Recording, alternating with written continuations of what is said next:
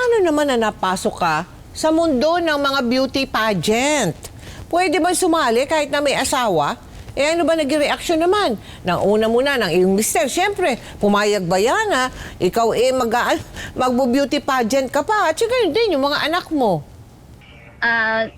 Yun nga po rin pinagtataka ko, Tita Mel, bakit paano ako napunta doon? Siguro number one na reason doon, napasok ako doon, makapal talaga yung mukha ko.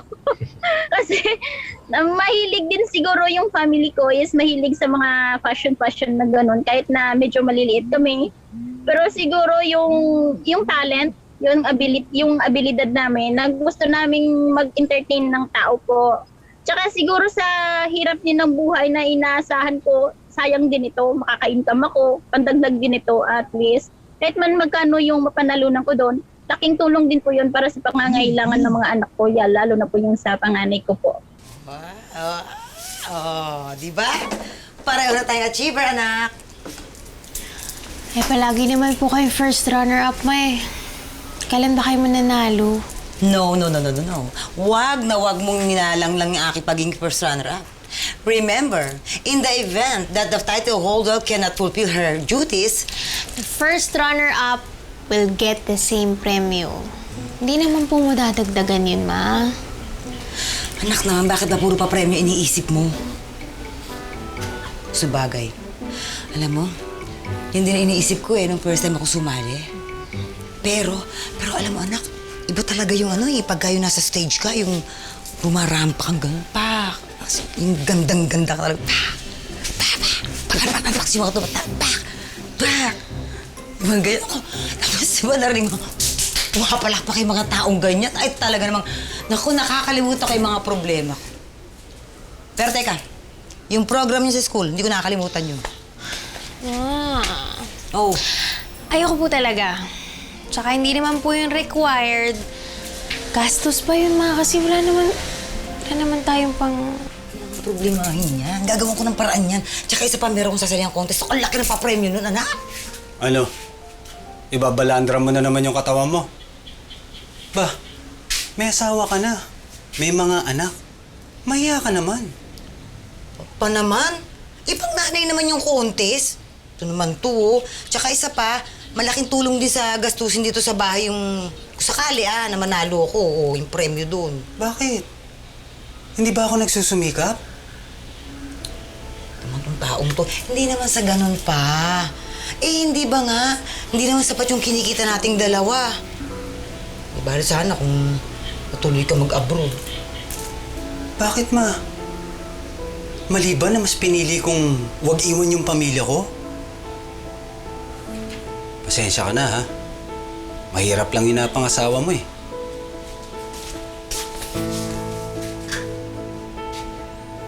Simula noon, naging madalas na ang pagtatalo nila Helen at Rolando tungkol sa pagsali niya sa pageants. Pero hindi tumigil si Helen. Itinuloy pa rin niya ang kanyang pagrampa para sa kanyang mga anak.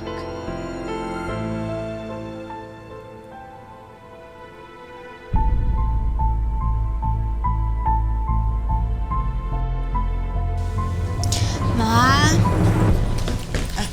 Anak! Anak! Sandali, ito pala yung baon mo. Oh, baon mo, ha? Oh, ayan, ha? Tapos maghahanda na ako ng almusal mo. Okay po. Ma, nagsabi na po ako sa teacher ko, hindi na po ako sasali dun sa school program. Ha? Naku, sa hindi pwede, anak. Ay, kakausapin ko yung teacher mo. Kaya ka napili kasi magaling ka. Ma, wala naman po tayong pera, tsaka wala naman po akong gown para doon. Kasing pilitin yung bata kung ayaw. Hindi naman lahat tulad mo na... Ano? Na makapal ang mukha ko? Ha? Na binabalandra ko yung sarili ko sa mga tao? Ha? Rolando, magaling tong anak natin. Ano ba naman yung suportahan natin siya? At kasalanan ko ba na bilang magulang, gusto ko mas lumawak yung talento niya, mas gumaling pa siya, at wag siya makontento sa buhay na kung meron siya ngayon? At bakit?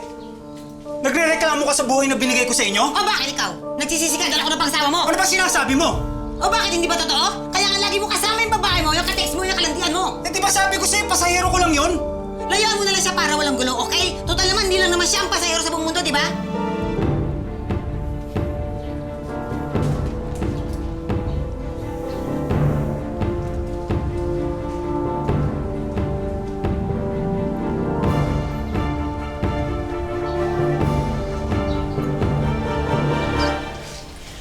Pasensya ka na, anak. Halika na, kumain ka na.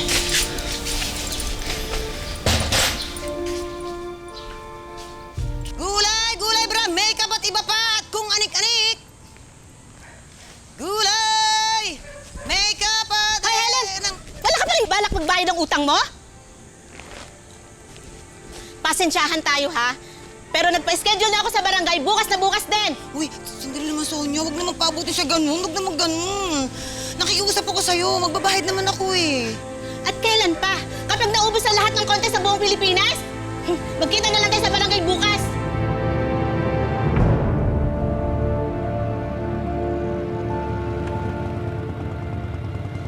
Hoy! Hoy! Sandali! Ikaw si Mayet? Ikaw si Mayet, di ba? Ako nga. Oh, kita mo? Di ba sinabi ko sa'yo? Layuan mo tong babaeng to. Hoy, at ikaw naman, ha? Maputi ka lang, ha? Di ba Oh. sinabi ko sa'yo, may asawang tao to, may anak kami, ang kapal ang mukha mo, ha? Pasahero lang naman ako ng asawa mo. Pasahero! Kumakaangkala ka para kayo sa bago. Ginaw ka? Ano ba? Nakakahiya. Nag-i-skandalo ka na eh. Nakakahiya! Ano nakakahiya? Ikaw nakakahiya! Nakakahiya yun? Ha? Pasensya, ako na pangasawa mo kasi binabalandra ko yung sarili ko sa mga tao. Eh ikaw, binabalandra mo yung mga pangluloko mo sa akin. Umuwi na tayo. Muwi ka magsamo! Saan ka pupunta? Dito ka pumunta. Ayoko! Halika na! Ayoko! Halika na! Ayoko! Bakit pa? Yung paninda ko. Amin na natin Kailangan yan! ko to! Dala mo! Maputi lang yan!